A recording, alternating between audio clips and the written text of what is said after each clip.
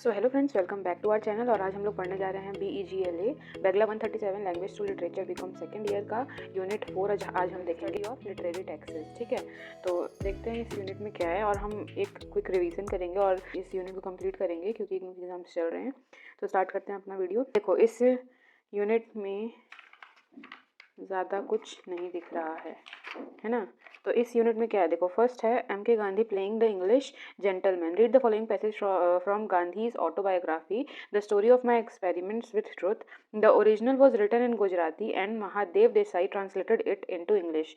मतलब जो गांधी जी की ऑटोबायोग्राफी है वो यहाँ दे रखी है ना, और हमें इसे रीड करके कुछ क्वेश्चंस दिए गए हैं उसे सॉल्व करना है। और जो ओरिजिनल वर्जन है गांधी जी की ऑटोबायोग्राफी की वो है गुजराती लैंग्वेज में लिखी गई है, जिसे महादेव देसाई ने इंग्लिश में ट्रांसलेट किया है। ठीक है, तो ये पैसेज हमें पढ़ के जो क्वेश्चंस यहाँ दिए हुए हैं, है ना, ये 2 पेज का पैसेज है हमारा।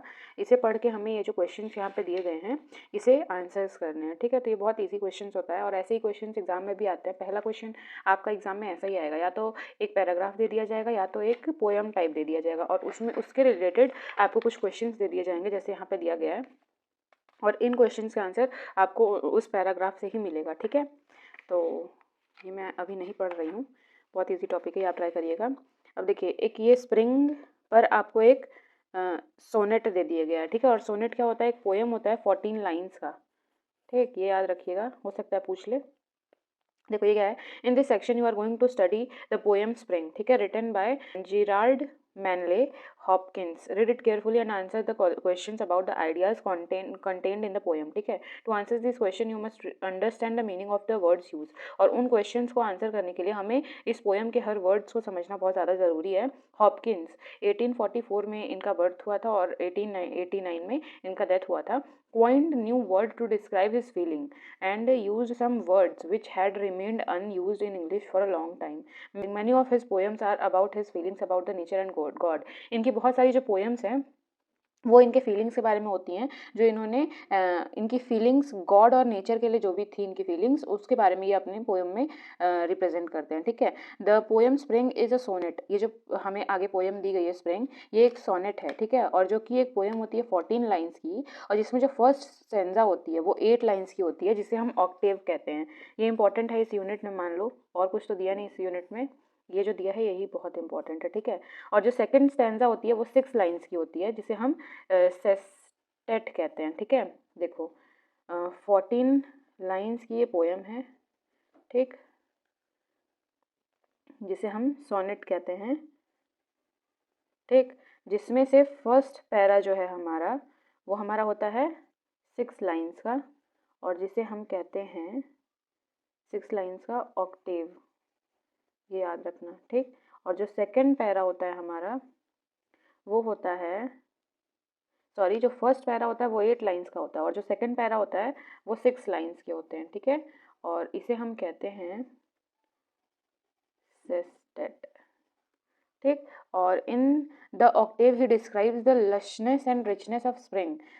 जो फर्स्ट पैरा है, ठीक है, जो ऑक्टेव है इस पोएम का, इस सोनेट का, उसमें जो पोएट है उसने स्प्रिंग की रिचनेस और लशनेस को दिखाया है। And in the sestet he relates spring to childhood of a man in Eden. ठीक है, और जो सेकंड पैरा है जो कि 6 लाइन की है, उसने उस पैरा में पोएट ने स्प्रिंग को एक पर्सन के चाइल्डहुड से कंपेयर किया है। ठीक है, तो ये पोएम है हमारा, ये सोनेट है हमारा। इसको रीड करके हमें ये जो क्वेश्चंस गिवन है इसे आंसर्स करने होंगे। ठीक है, तो ऐसे ही क्वेश्चंस हमारे पेपर में भी आते हैं। तो इतना ही था हमारा इस यूनिट में। तो देखो आज हम लोग, देखो ऐसे ही क्वेश्चंस हमारे पेपर में भी आते हैं, तो हम जून सेशन का क्वेश्चन पेपर देखेंगे। ठीक है, ये मेरे टाइम पे क्वेश्चन आए थे जब मैंने एग्ज़ाम दिए थे, तो इसे देखते हैं हम अभी फ़िलहाल। ठीक, देखो स्क्रीन पे आप लोग को विजिबल होगा। क्वेश्चन 100 मार्क्स का तो रहता ही है, इग्नू का पेपर ही, ये तो आप सबको पता ही होगा। और हमें देखो नोट आप लोग ज़रूर पढ़ना। ठीक है, अटैम्प्ट ऑल द क्वेश्चंस। कभी कभी हमें 8 क्वेश्चन दिए होते हैं या 9 दिए होते हैं, उसमें से हमें 5 अटैम्प्ट करना होता है, बट इसमें हमें सारे क्वेश्चन अटैम्प्ट करने हैं। ठीक है, देखो मैंने कहा था आपसे, जैसा पहला क्वेश्चन ही हमें दे रखा है, read the passage given below and answer the questions that follow. अब देखो यहाँ भी एक क्वेश्चन, मतलब एक पैराग्राफ दे दिया गया है और उससे रिलेटेड हमें यहाँ पर 5 क्वेश्चंस दिए गए हैं।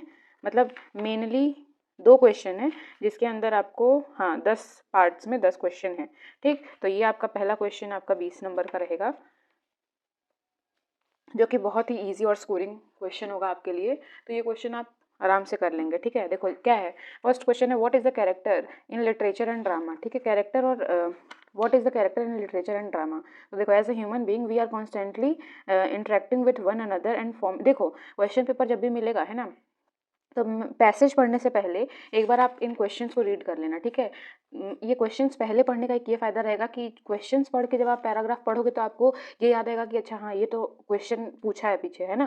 तो ऐसा करके होता है। तो एक बार क्वेश्चन रीड करने के बाद आप तुरंत पैराग्राफ पढ़ना स्टार्ट कर दीजिएगा, ठीक है। तो देखो क्या पूछा है, what is character in literature and drama. तो यहाँ पहला क्वेश्चन का आंसर पहला पैरा में ही है। A character in literature and drama is a presentation of a person और पीपल इन अ स्टोरी और प्ले, ठीक। इतना काफ़ी था।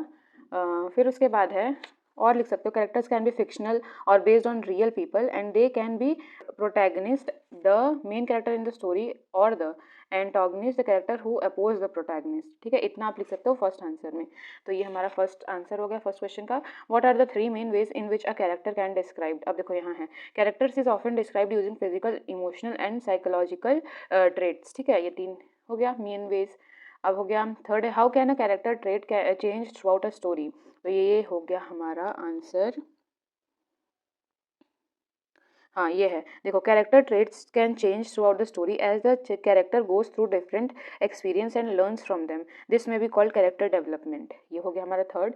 How can a character psychological traits can be described. अब वो यहाँ पे दे रखा है हमको डी वाला हमारा answer. The psychological traits of a character can be described using details such as their motivations, beliefs and values, ठीक है। What is difference between protagonist and antagonist in the story. अब ये फर्स्ट यहाँ ही दे रखा है आपको फर्स्ट पैरा में ही।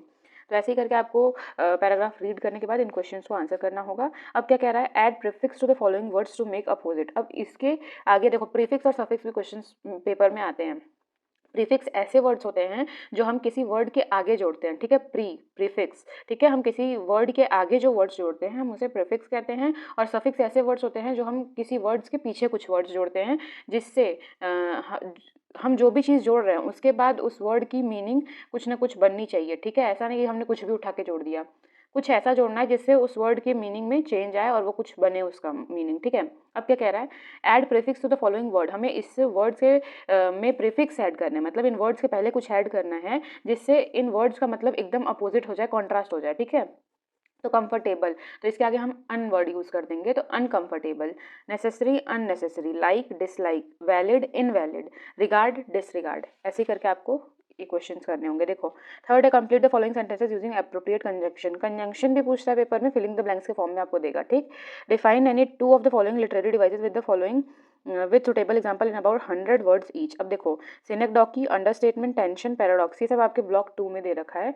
Right a short note on any of the two of the following with suitable example in about 100 words each. Hyperbole, allegory, हाइनिज्म, फिर onomatopoeia.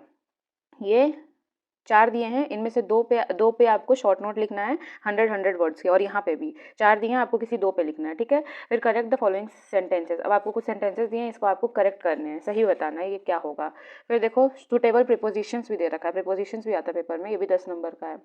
Make sentences with the following phrasal verb. Phrasal verb हमने unit I think 2 में cover किया, phrasal verb, या unit 1 में। बहुत important है phrasal verb, आप पढ़ के जाइएगा, यूनिट 1 में नहीं है फ्रेजल वर्ब, हाँ यूनिट 2 में है।